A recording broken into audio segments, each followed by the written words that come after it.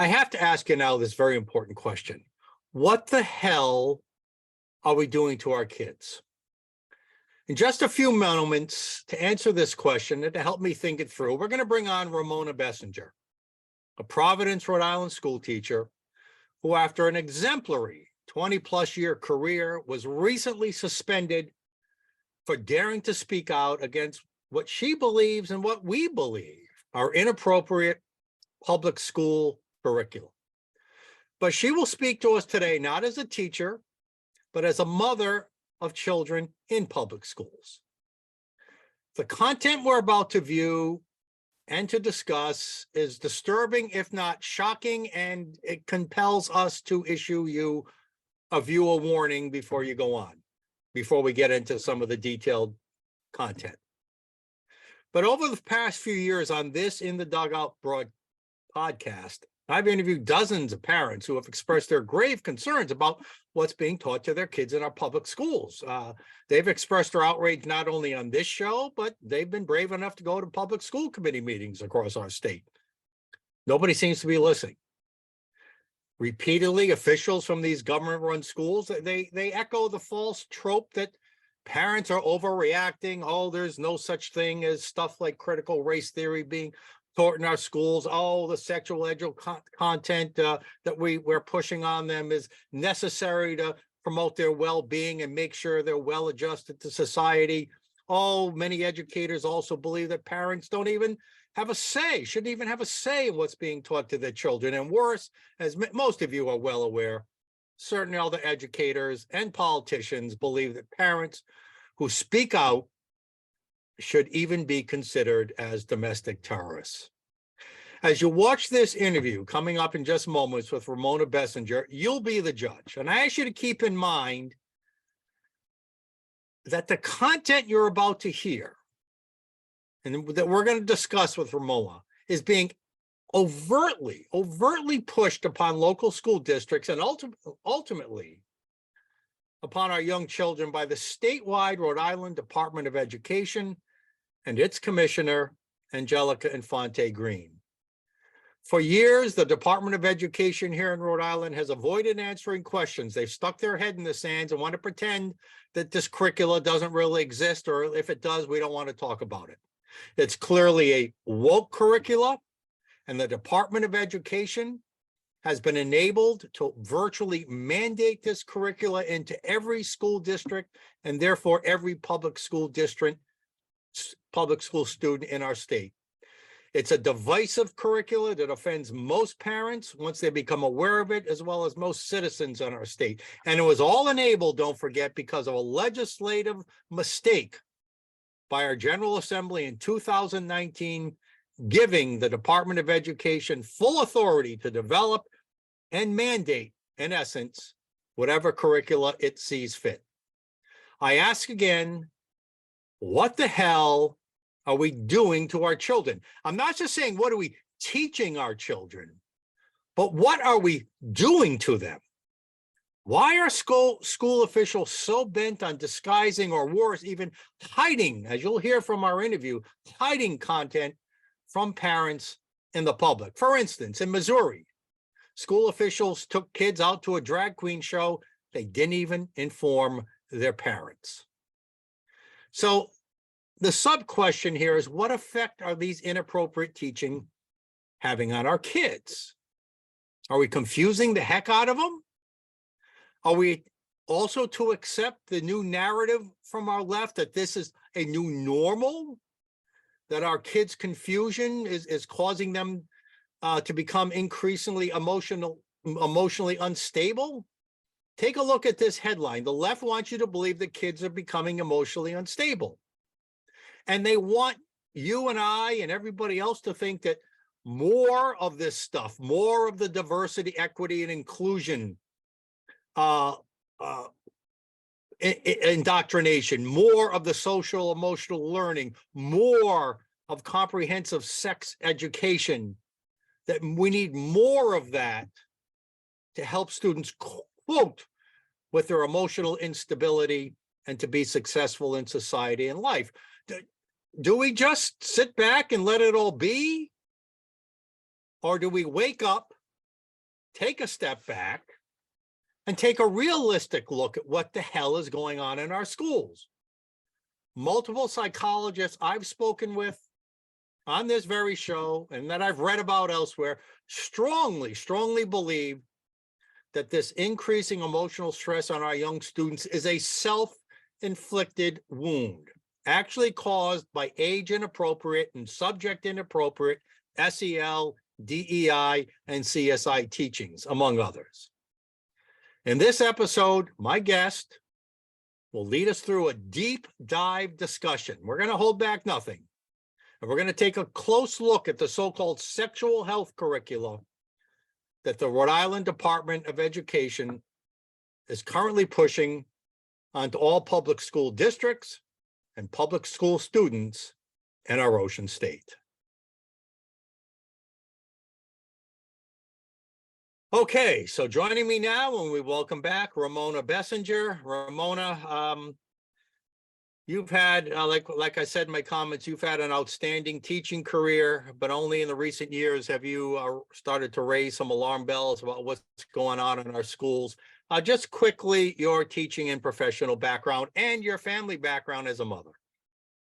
Oh, I have well over 20 years of experience teaching. I'm also very concerned about what's happening in the schools as a parent and as a human being. You know, this doesn't really necessarily come from a teacher's perspective or left or right perspective, but as a human being, what is happening needs to be shared with parents and dealt with. This is wrong. You feel so strongly about that you knowingly put your career at risk. You are now on suspension. Your future is unknown. I'm sure they're looking for some way to terminate your employment. But you felt so strongly about this that you put your career at risk. We don't see many people who do that. Why did you feel so compelled? Well, I can't actually speak about what is happening professionally. What I can speak about is what is happening in my. All right. So as a person, okay. Yep. All right. So you are a mother. You have children in Rhode Island public schools. Are they still in public schools? My kids have all gone through. They're young adults now, except for one that is in his final years at the high school. And so I'm concerned for him. I'm concerned for all children K through 12. I'm concerned for the nation and what this curriculum implies for all of us and our children. So the materials we're about to review, let me just ask, where did you obtain this from? Is it you're in the school district of North Kingstown, Rhode Island? Are these materials something that has actually been adopted by North Kingstown or being considered for adoption? This particular curriculum platform, Health Smart, it's called, is being proposed. It is a sex ed curriculum that is controversial. It's been banned in many states, but is being rolled out here in Rhode Island and promoted by the Rhode Island Department of Education. So we as parents, several of us, were very concerned about this. And so we got onto committees at North Kingstown to sort of see what is happening and how this curriculum was going to be pushed into the schools and rolled out. And lo and behold, here it is, this health center. It all looks very friendly and kid friendly. It all looks very professional. At first glance, you're probably not going to think that there's anything wrong with this, but there are many things wrong with it. We're going to get into that in a second. Right off the bat, as you can see from the sliding screen here, first of all, this Health Smart sexual education curricula is supposedly aligned with national CDC health guidelines. Now, as you've said to me off air, these guidelines seemed like it was the other way around. Like we have this Health Smart curriculum. Now let's have the CDC after the fact create some guidelines so they're quote aligned. Is that your understanding of it? Seems so. Seems like the curriculum existed, and then lo and behold, they came up with these so-called national standards. But let me just speak to that really briefly. The national standards are not actually standards. If you read them, and I think I gave you a slide of those so-called standards, none of the words or sentences or the standards, what they're called standards, actually are measurable goals, right? If you have a standard, you want to have something that you can measure, So for example, if your standard can be teaching children how to understand a cell, and there are parts to the cell. And so you have something there that can be measured. These national standards are all about feelings and thoughts and ambiguity. I don't even understand them. In other words, it's woke stuff, right? Well, woke or whatever you want to call it. All right. These are not standards. And all right, and the other. Yeah, and the other thing I see- noticed is, as you'll see as this advances to the next slide, this is the Health Smart website. It's part of the larger social and emotional learning Correct. technique or approach that we know so many parents are concerned Yes. about. There it is right there. Yes. So first off, I would challenge those standards, okay? They're not standards, and we can't align this curriculum and say that is nationally approved and state approved because it sort of identifies with this ambiguous whatever it is. I can't even make sense of it, and I don't think anybody can. But I don't think they really want people to make sense of it. I think they want people just to think that it's a legitimate curriculum. Agreed. Now, so I'm going to share. We're going to start going through some of the material. And again, these materials you obtained how and from where? Well, we attended the health and wellness committees, the committee meetings, and at those meetings, the curriculum director, curriculum team, and the liaison from RIDE, all of these, they presented two curriculums, a Glencoe health and wellness curriculum or sexual identity or sexual sex ed curriculum, and the Health Smart curriculum. So there were two. And so Glencoe and Health Smart.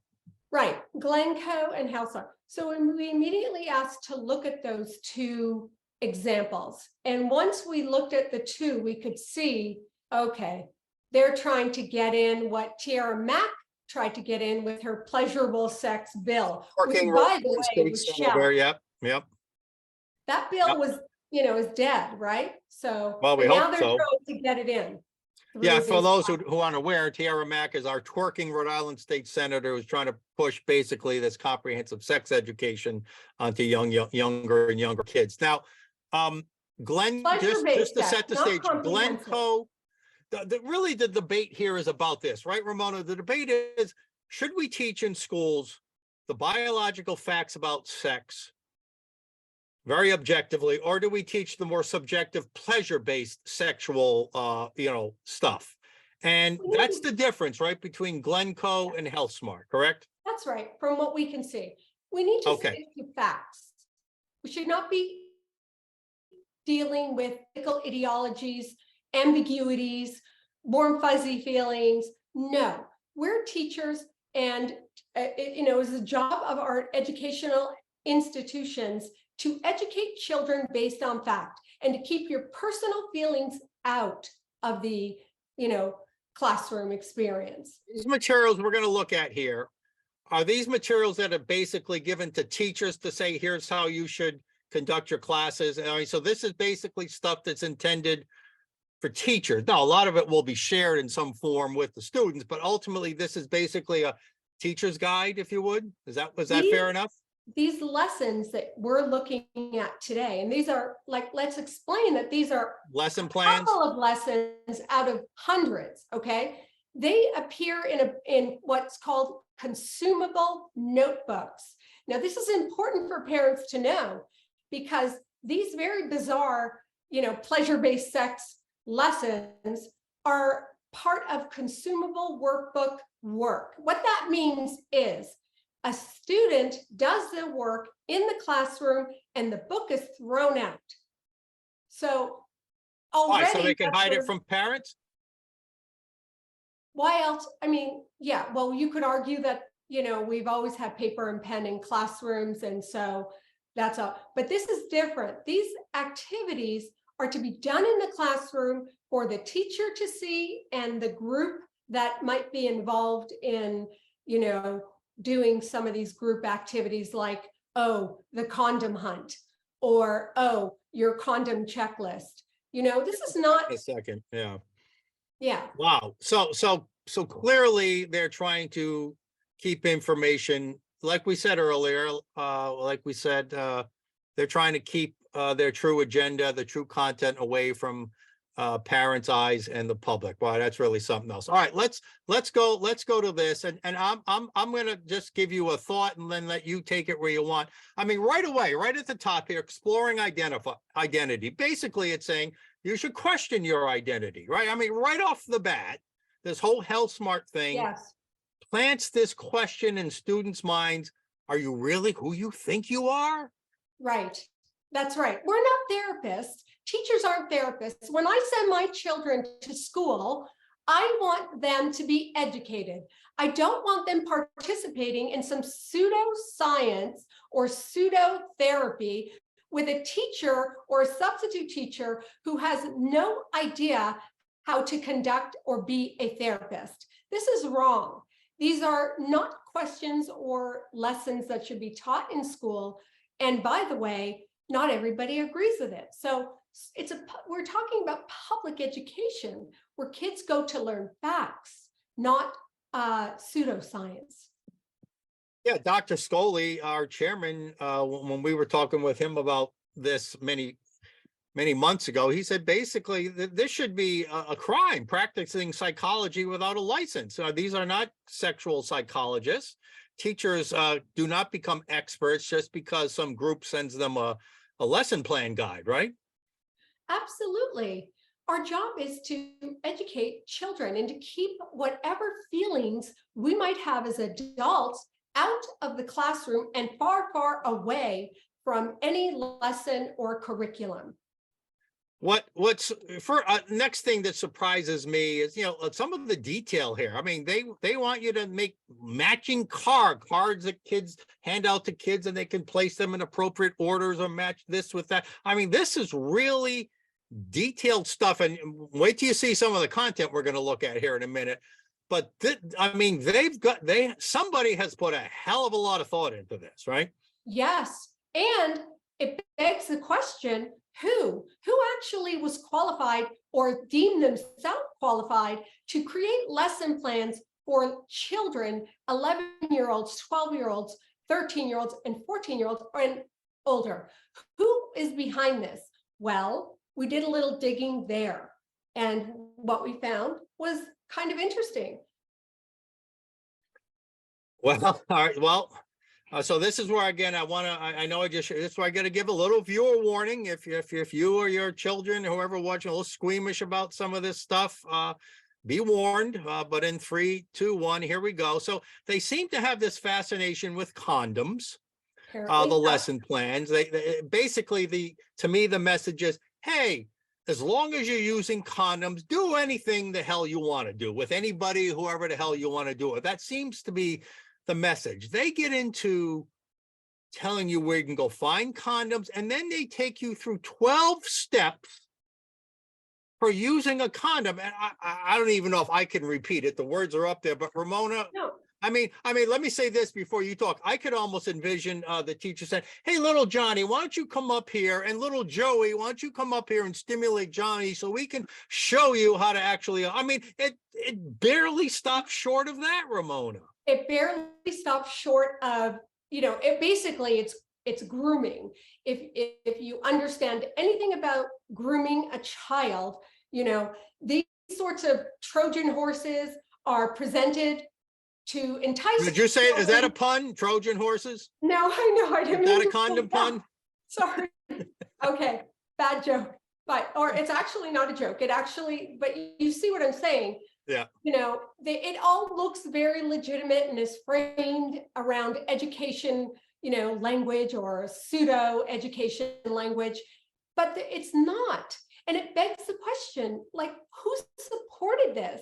Who actually, created this and funded it? Well, lo and behold, the Gates Foundation funded or sits on the board of Health Smart or ETD, the affiliate, group that. All right, so let's take a second here and go there. Let's take a sec. We're going to come back to some more of the curriculum specifics in a second, but since you brought it up, so here's a snip you took from the Health Smart Rhode Island website, and it surely shows that one of their executives, the Bill and Melinda Gates Foundation. All right, let's take a step back, Ramona. Talk about the role of the federal government. We talked about how Rhode Island Department of Education is pushing this stuff through a law. They can literally almost mandate it to every school district in essence. But let's take a step higher. Talk about what you know about how the federal government, how some of these private foundations are also involved in pushing this stuff down onto our kids. Well, there are multiple entities that are pushing this agenda. And when I say agenda, I mean this anti-American, anti-Israeli, highly, hypersexualization of children, gender ideology that should not be in K through 12. It seems to be multiple places. It comes from, the sort of loose interpretation of Title IX. It also comes from various executive orders. And then the Federal Department of Education then picks it up and mandates it out or disseminates it to these states. Lo and behold, it seems like these curriculum platforms have already been, created and ready to go and rolling, and the U.S. Department of Education gives the big check mark to the Health Smart or the Glencoe, and there it is. They give a check mark. Do they also give checks? Is there a financial incentive for states or school districts to adopt this curriculum? Do you know? Well, that's a very, very good question. Certainly the companies are, making out financially. I mean, these curriculum platforms cost millions of dollars, and they're being sold to the district, and then the district enters into a contract with Health Smart for several years or so. So you're really locked into it. So when a school district adopts this curriculum, they actually have to buy it? Oh, absolutely, they have to pay for it. So somebody's making money from it. So it's not just taxpayer funded schools teaching this stuff. It's taxpayer money buying this stuff. Exactly. That is correct. Yes. So all right, so let me get this straight. Tell me if I'm wrong. I have no idea if any of this is correct.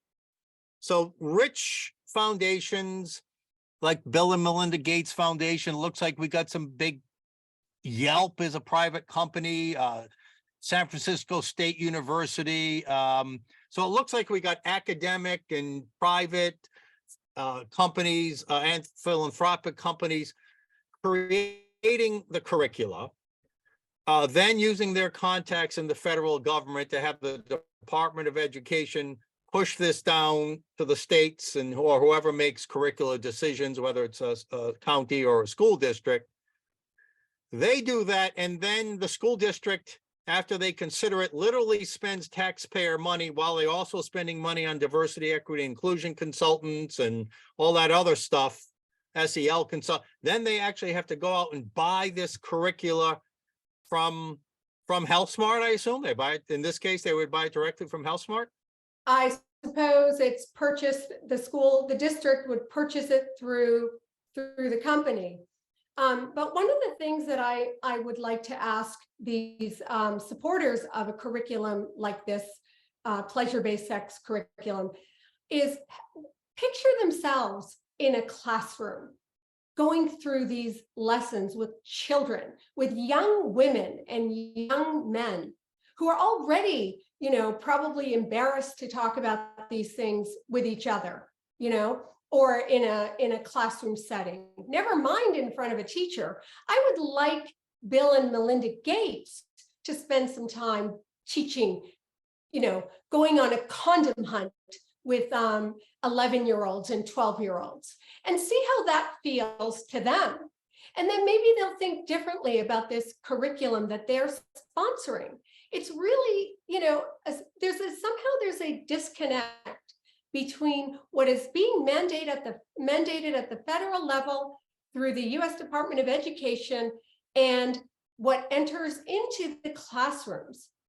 And we need to close that gap. We need to create that awareness about what is happening in the classroom because of these national groups like the Bill and Melinda Gates Foundation and this, the U.S. Department of Education mandating this.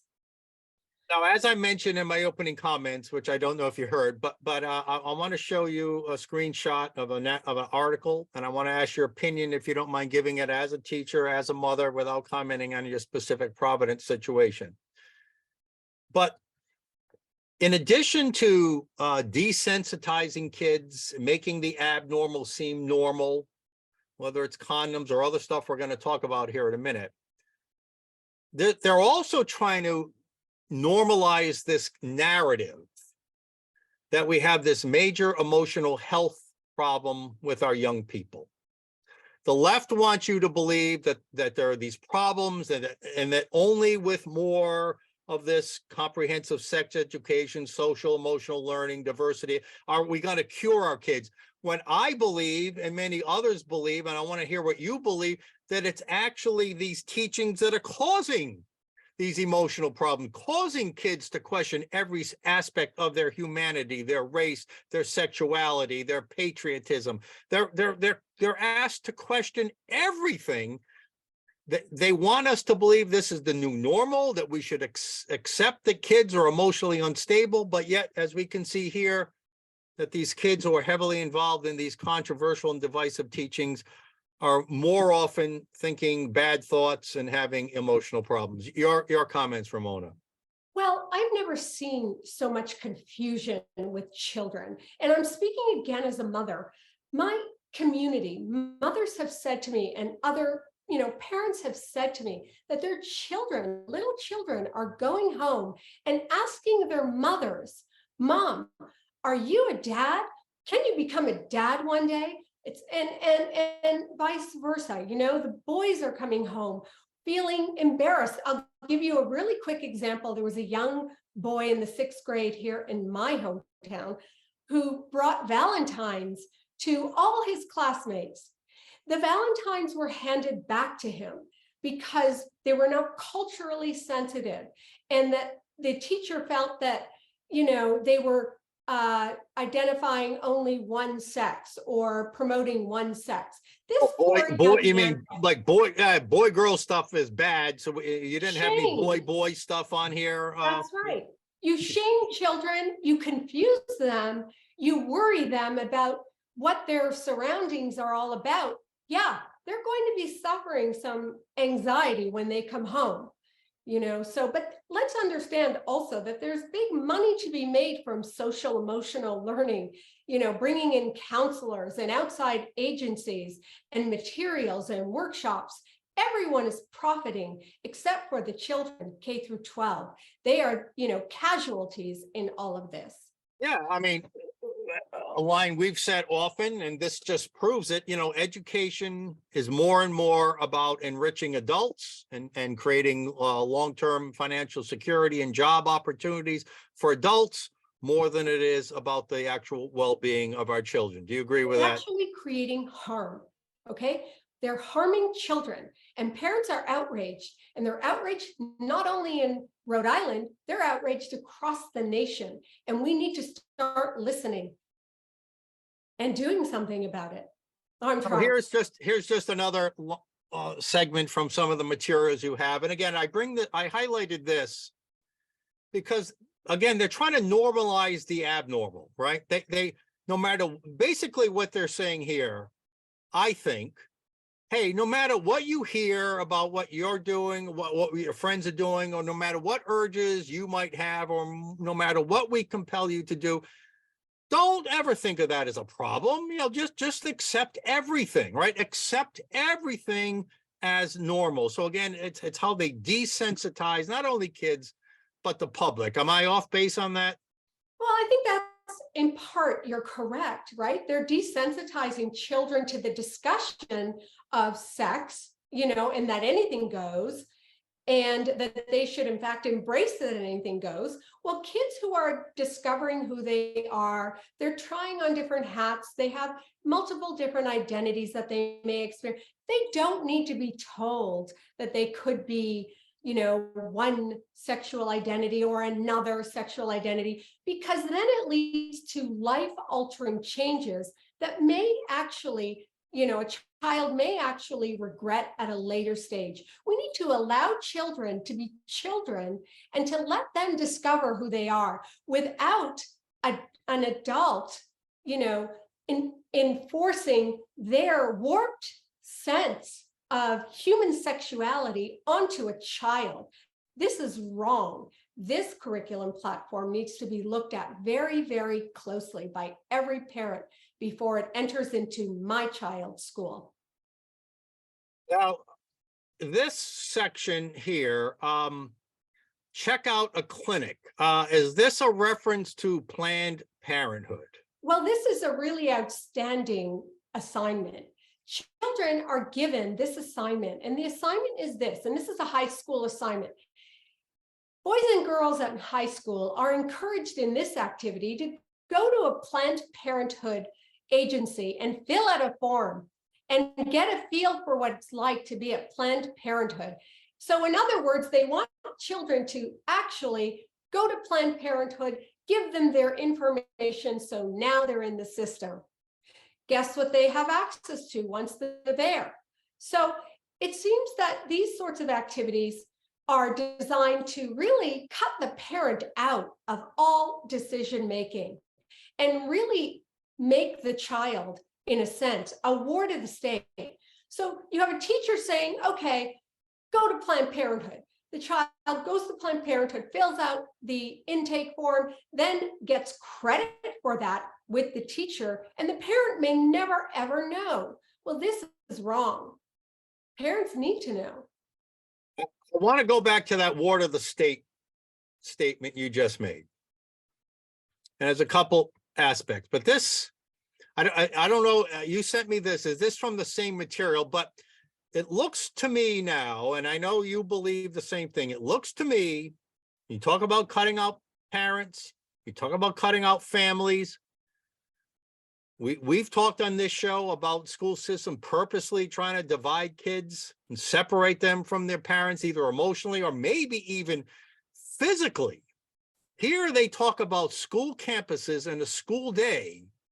Since when do you know that a school day starts at midnight of that day? It seems as if they want to make the school campus a new home where students can feel safe. Wow. No. Apart from their family home. Do you agree? If you look at the second part of that policy, it says clearly that students will have access to all the facility items, all, you know, campus items when school is open. And lo and behold, right before that, we've changed the policy at the federal level, apparently through the USDA, which I find remarkable in itself, that now children, you know, may be on campus from 12 o'clock at night. What are they doing at 12 o'clock at night? Next year, the policy will probably change to include 24-hour, you know, open campuses. And we know where it's going to go from there. It does seem that there is this very not so subtle separating of children from families and breaking down the family unit. We've talked about it I've talked about it on my show. You and I have talked about it offline. There's also a lot of references to student housing, student aid for housing. Right. You know, a few years ago, I wouldn't have believed it, but after everything we've seen in the last few years, well, let's put this, it's not unreasonable to think that part of the school campus may soon include housing for students who just aren't comfortable around their own parents and families anymore. Affirmation housing, I believe they've floated that term. Oh, that's a new one. Affirmation housing. Gender affirming housing. You mean gender denying housing? Right. And you know, kids, what child in high school doesn't hate their parents, right? It's their job to be angry with mom or dad at some point in time. That's normal. But now imagine if there's a place where that child can go. And if this is where they're going in the state of Rhode Island and other states, we need to sound the alarm on that, and parents need to be on high alert. I hope we're wrong. I really do, Mike. I hope we're wrong I hope about we're this, wrong. but I don't think so. Well, I've sent inquiries to the Rhode Island Department of Education to ask them, what do you mean by student housing? And I asked specifically, does this in any way contemplate that you'll be actually providing overnight accommodations for students in any way? No response at all. No response. That's I mean, right. you would think they'd want to shoot that theory down if it was false, but no response. All right, Well, let's get back. see. Go ahead. Yeah, Yeah. we'll see. All right. All right. So let's get back to their fascination with condoms. Here, they actually have a checklist. Imagine that. And A how do you checklist. rate this? Not only the instructions that we showed you earlier, where is it here, about how to actually use it, but they give you a checklist too. I'm sorry for scrolling so fast. And then they give you a condom hunt. They want you to go, like, go to drugstores, and they actually want to, not theoretically, they want you to go buy condoms. Yes. They want you to go and spend money and go on a condom hunt with a little checklist. Well, and then report back to your teacher in the classroom. I can't think of anything more horrifying, not only for the students, but for any normal adult. I would ask again that maybe one of the board members at the Bill and Melinda Gates Foundation attend one of these lessons and participate in a lesson like this and see how it makes children feel. Now, just to take a step back, these lesson plans, if you would, that we're calling them for teachers, is this for a specific age group? Is this like K-5 or 6 through 8 or high? What we're looking at is intended for what age children? So in North Kingstown, they're rolling out middle school to 12th grade. So 6th grade to the 12th grade. So we're talking 10, 11, 10-year-olds. So we're talking about prepubescent kids in many cases getting exposed to this really high, post-pubescent content. It's not even post-pubescent. It's not fact-based. It's a feeling that some people may embrace and want to advance just because they feel it's important for kids to learn how to identify different condoms. This is ridiculous. It's not fact-based. There's no science there. There's no measurable academic goals. This is real, it's nefarious and harmful. And really, in the wrong hands, could actually create and do real damage. Well, in the wrong hands, and like you said earlier, it's confusing. This content, we're going to look at some images right here that really, I think, could be confusing to kids. Yes. So they show you some images of parents touching kids. Or adults touching kids. What's appropriate? What's safe? What's not safe? Now, look, I would say if I look at this picture right here, with the mother or whoever hand, a lot of times a mom will put her hand to soothe the kid and stroke the back. They're trying to tell you that's unsafe. A lot of times a father will tickle his daughter or pinch his daughter. It's a sign of affection. It's not. I mean, they're literally planting the seeds. Yeah. That be wary of every adult, parentheses, especially your own parents and grandparents. Or here's another take on this lesson. And by the way, it comes from, I think, the kindergarten lesson. So, children are very visual at this age. They're seeing these children with adults, but look at the scenarios. You have one child who's getting their back stroked. Again, it could be normal, could not be normal. It's very ambiguous, right? What are they trying to teach the children here? You have another child being pinched by an adult and looks frightened by that adult. Why is a teacher in a classroom, a kindergarten classroom, having these sorts of discussions with little children? Won't they, this is going to scare the children in kindergarten. Can you imagine being a little child and talking about unsafe or safe touches, that is not the place of a kindergarten teacher. Yeah, and just like we said earlier, and we wonder why kids are having emotional issues. I think they're getting a lot of very, scary messages. And the messaging is coming from every direction right now. And lo and behold, the fix is maybe they should get on puberty blockers, or the fix could be that they need heavy drugs that can be prescribed from, to a student if they're without parental knowledge. I mean, a lot of this stuff is being rolled out and done in schools without parental knowledge. I mean, this is really happening. It's very frightening.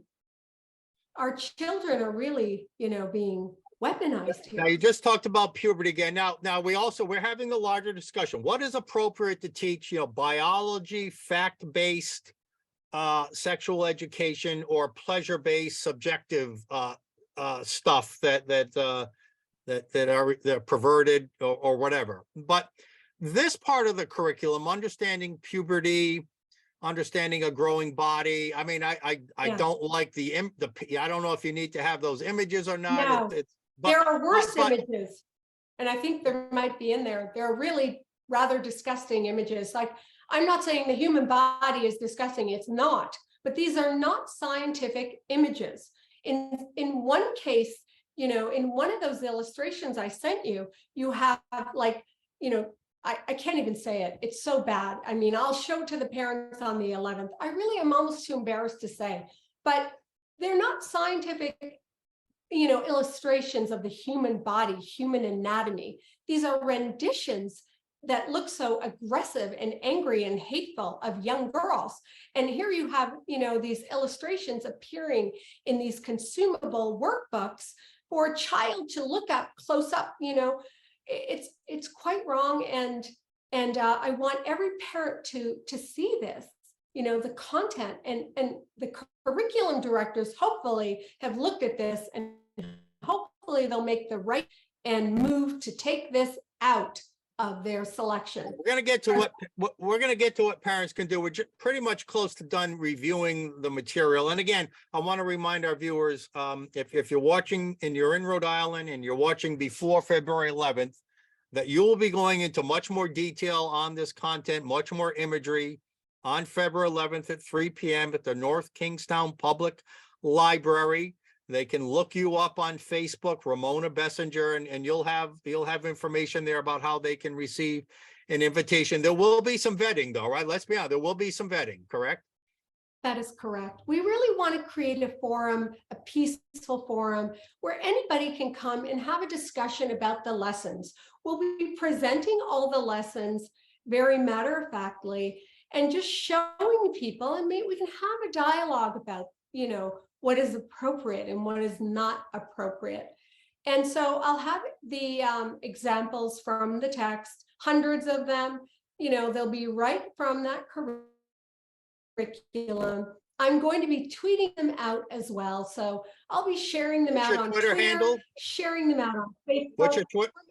Ramona Bessinger. Although I might note there is a shadow ban or a sensitive banner across my my profile to sort of suppress the content, and we know why, but we'll get it out there. And I'll also say, once you send us information, Ramona, we'll put a story up on oceanstatecurrent.com, also within direct links as to how people can contact you ahead of. So once you send us that information, we'll do that. All right, I want to conclude our discussion today with this.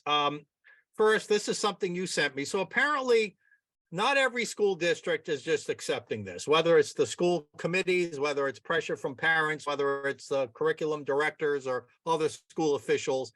Here we see that a Fort Worth, Texas school district dropped, look, you can see here, $2.6 million purchase of these kinds of instructional material, $2.6 million. Yeah.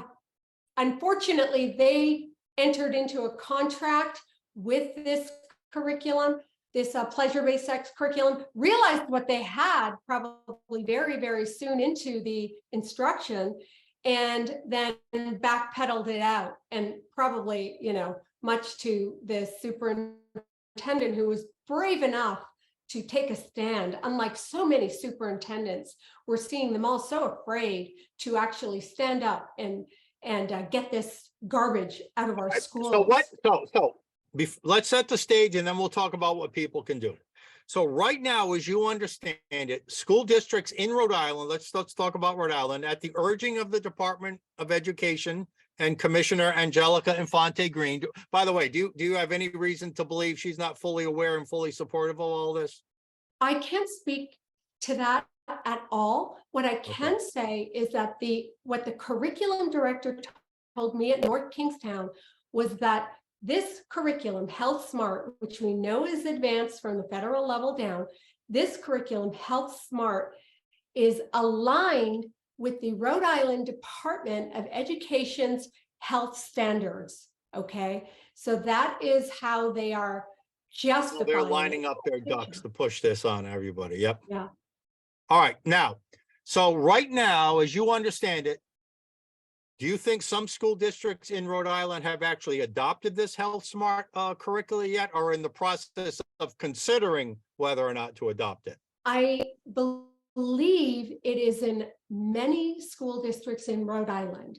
Exactly already. Which school districts? I think Barrington, but don't, I'm pretty sure it's in Barrington, but Barrington parents might want to confirm that. But every district, if there's a parent group out there, please see what sort of health curriculum is being advanced. And it may come under a different name as well. Sometimes they change names, as you notice. They may be called something different, but look closely at the materials. All right, as you understand it, is it the school committee itself that would vote to adopt it, or a curriculum director and unelected school officials? Who actually makes the decision, as you understand it? I believe it's a curriculum committee, and that's comprised of a curriculum director at NK, and then teachers, health teachers, and I believe there might be somebody from the Rhode Island Department of Education, liaisons. I don't think it's a school committee decision. It is not, no, it is, I think they'll approve the final suggestion. Okay. My guess is, as we say, the fix is in, and this was the choice, the curriculum platform to take is, let's advance it to the school committee. The school committee signs off. They write a check, and it's in every classroom. All right. So they're not going to be able to necessarily find out what's going on at a school committee meeting. They're going to have to dig. They're going to have to ask their schools, their superintendent. They're going to have to maybe do a public records request, right? Let me just say, you get the runaround. You get diverted to RIDE standards, national standards. They don't want parents looking at this. It was only through, a little digging, attending the Health and Wellness Committee, speaking to the director directly, who was very helpful, I would say, and was only through a little bit of work, writing emails, participating on that committee, and listening to what they had to say, were we able to see what they were about to advance. And so this is what I recommend for any parent. Get the materials, not the so-called standards, not diverted to some state board of education or whatever. Get the materials the children will see and demand it. So technically, school departments have two choices: the Glencoe sexual health curriculum or the Health Smart sexual health curriculum, right? Right. We've just gone through a while. The Health Smart is not good. Do you approve of the Glencoe curriculum? I mean, is it the lesser of two evils? It's or is the it pretty lesser of the two straightforward? evils, but I will say this about the Glencoe text. There's a nice online version, and there are lots of materials in there that are science-based, academic, and actually valid. Now, is there content in that Glencoe curriculum that worries me or is of concern? Yes, but if we had to, by state law, choose one, I would say choose the Glencoe, because it seems to be the lesser of the two evils. Let's hope they make Ramona that choice. Bessinger, you are running an event, February 11th in North Kingstown at the public library. They can come back to oceanstatecurrent.com, contact you. You'll learn much more about this curriculum and your choices. Parents, if you're concerned, you've got to dig. Your school committee is probably not going to have it. You've got to dig with your superintendent's office and whatnot, but it's you, out Sten. there. You can stop this, right? You can stop this. Yes. Other school districts are doing it. You can do it. If you're watching this live on February 1st, remember tomorrow, February 2nd, if you're a North Kingstown parent, you're concerned about this, they will be reviewing the Health Smart and other curriculum at a public meeting at the high school media center. That's tomorrow night at 6:30, February 2nd. Ramona, I wish you good luck with your event. You are a brave soul. You have put your career at risk to expose this inappropriate teachings to our young people, whether it's English, whether it's history, or now whether it's inappropriate sexual education. Thank you. Thank you for all you do. Thank you. I And appreciate thank you for that. thank you for joining us here and in the dugout. We'll have you back soon. And again, we hope this spurs a lot of Hope so. citizens and parents into action. Thank you. All right, and we thank you for our viewers for tuning in today and watching. Look, we're going to be covering a lot more of this. We'll also, if look separately, we're going to be covering inappropriate social studies standards that we've learned the Rhode Island Department of Education is also pushing. So they're attacking students across the board, across a broad spectrum, if you would, quote, of topics. And the wokeism just does not stop at the Rhode Island Department of Education. For In the Dugout, Mike Stenhouse out. See you next game.